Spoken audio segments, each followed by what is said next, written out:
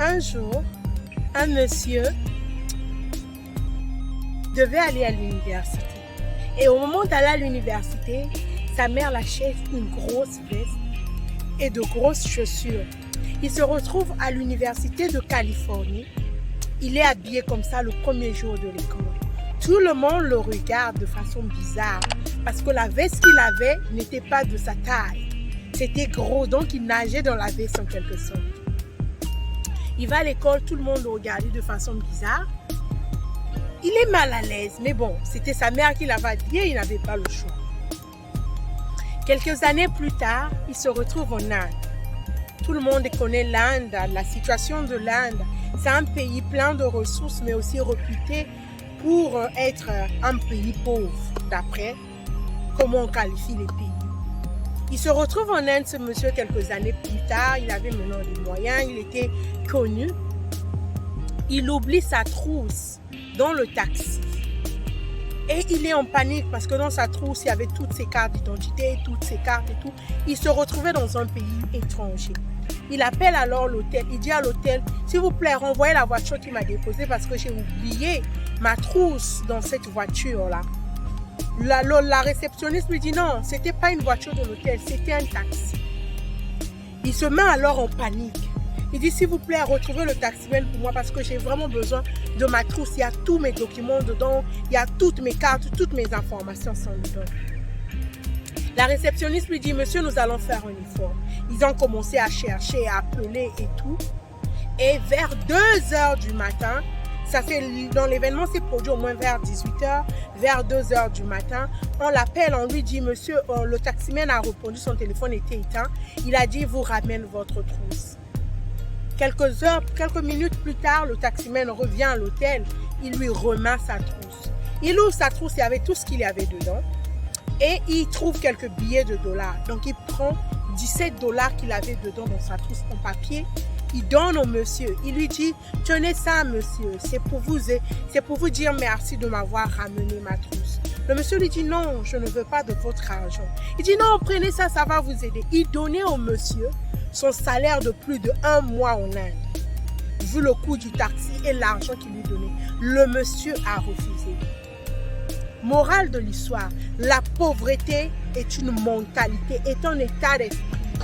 On a certainement tous déjà vu des gens qui, parce qu'ils n'ont pas les moyens, ils disent que non, je ne peux pas m'acheter ça. Que non, l'argent ne pousse pas sur des arbres. Non, il faut faire avec, on ne peut pas. Non, ce n'est pas de notre niveau, on ne peut pas vivre dans ce genre d'endroit. On ne peut pas rentrer dans tels endroits, on ne peut pas manger à tel endroit. Mais ce monsieur, cet Indien-là, qui n'avait rien, qui venait d'une famille pauvre selon les qualificatifs, on le donne en retour le salaire, son salaire d'un mois, de plus d'1 mois. Il refuse. Pourquoi? Parce que pour lui, il ne se voyait pas comme quelqu'un de pauvre. Il a rendu un service et il ne voulait pas qu'on puisse le payer en retour. Il a refusé l'argent. Et pourtant, il avait l'argent, mais il a refusé. C'est pour te dire à toi qui me suis que la pauvreté est un état d'esprit avant tout. Tu as la capacité en toi de changer ta situation, mais tu dois commencer à le voir dans ta tête. Tu dois commencer à l'accepter dans ta tête. Tu dois commencer à te voir comme quelqu'un de riche avant que tu n'aies l'argent en papier. Parce que la pauvreté, c'est dans ta tête. Tu sais vrai, tu peux passer par des moments difficiles où tu n'as pas assez, tu passes par des problèmes financiers, tu as un manque d'argent, mais ne te vois jamais comme quelqu'un de pauvre. Ne fais jamais cette erreur de te dire que non, je ne peux pas m'acheter ceci parce que je suis pauvre. Je ne peux pas faire ceci parce que ce n'est pas mon niveau. Je ne peux pas aller à tel endroit. Je ne peux pas vivre à tel endroit. Je ne peux pas m'acheter chaque telle chose parce que ce n'est pas mon niveau. Là, quand tu le fais, tu places une limitation dans ta vie. Tu mets des limites à ta propre vie. Avec ce que tu dis, avec ce que tu penses de toi. La pauvreté est avant tout un état d'esprit. Quel état d'esprit choisis-tu malgré ta situation? Qu'est-ce que tu te dis de toi-même? Comment tu te vois dans le futur? Est-ce que tu te vois comme quelqu'un de pauvre? Est-ce que tu te vois comme quelqu'un qui, peu importe la situation par laquelle il passe, il va vaincre cette situation. Et tu sais que l'abondance existe pour toi. Parce que Dieu est un Dieu d'abondance. L'abondance est disponible pour toi. Même si elle tarde, tu l'auras.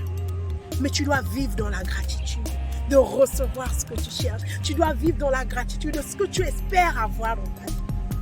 En tout cas, c'était juste pour te dire que la pauvreté est un état d'esprit. Tu as encore la capacité de changer ton état d'esprit. Tu as encore la capacité de changer comment tu penses, comment tu te vois toi-même, malgré ta situation.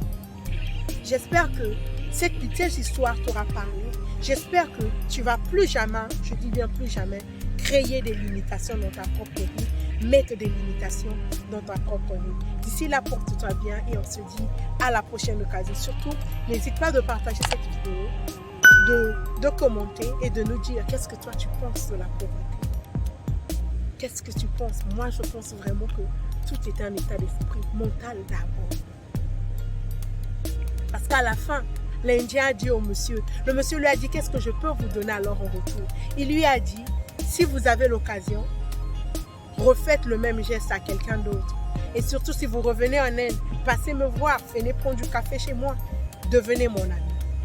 Il s'est créé une porte comme ça parce qu'il avait fait sans s'attendre à retour. Lorsque tu fais des choses, tu t'attends toujours à quelque chose. Quand on te donne en retour, c'est un état d'esprit, c'est un état de pauvreté mentale. Et oui, tu m'as bien entendu. Change ça, tu as encore la capacité. Parce que tant que tu vis, tout est encore possible. D'ici là, porte-toi bien et on se dit à une prochaine occasion.